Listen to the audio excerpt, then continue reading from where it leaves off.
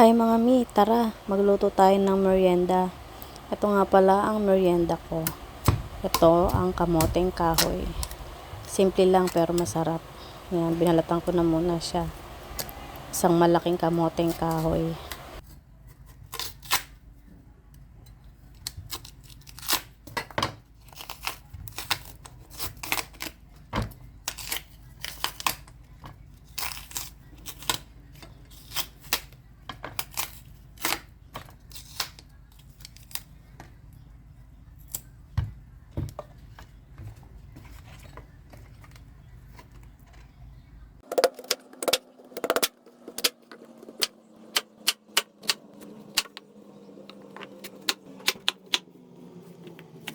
Ayun mga mi, ganito nga lang pala kalaki yung hiwa ko. Bite size lang yun.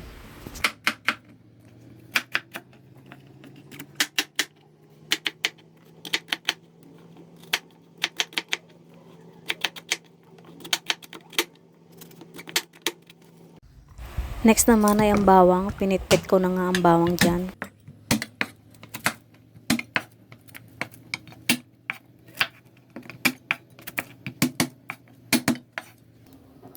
At ayan, nagpainit na nga ako ng kawali dyan habang nagpipitpit ng bawang. Tapos nilagay ko na yung mantika. Tapos nilagay ko na tong kamoteng kahoy.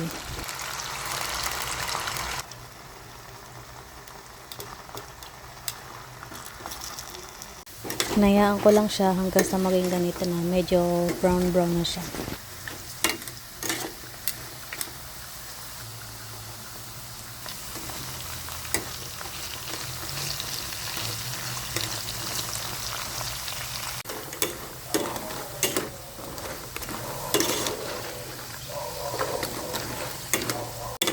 At ayan, toasted na, luto na to. Hanguin na natin to sa mainit na kawali. Tapos lagay na natin sa lagayan.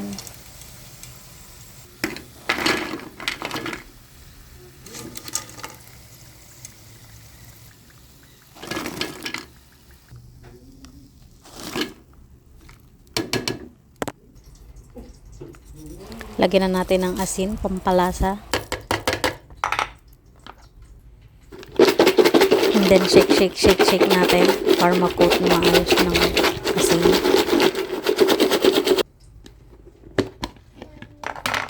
So ayun, this is my fried kamoteng kahoy.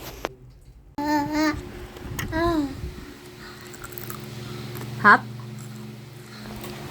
So ayun lang, thank you for watching.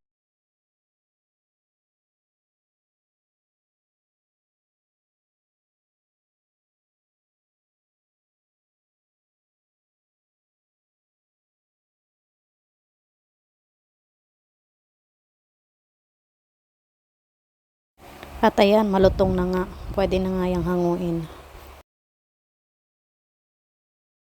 At ayan, hanguin na natin sa kainitan para hindi na siya mainit.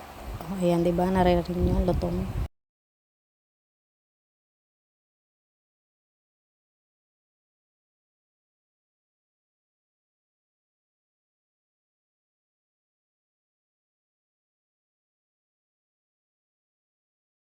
Tapos lagyan natin ng asin, pangpalasa.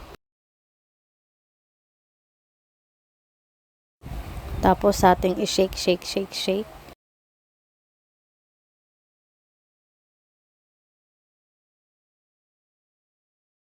At ito na ang aking fried kamoteng kahoy.